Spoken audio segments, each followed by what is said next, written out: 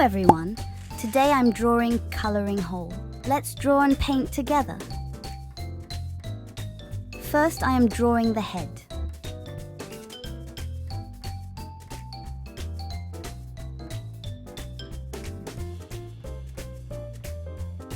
Draw 2 ovals with sharp ends.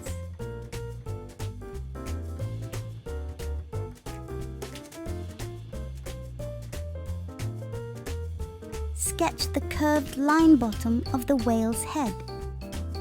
Then draw the eye.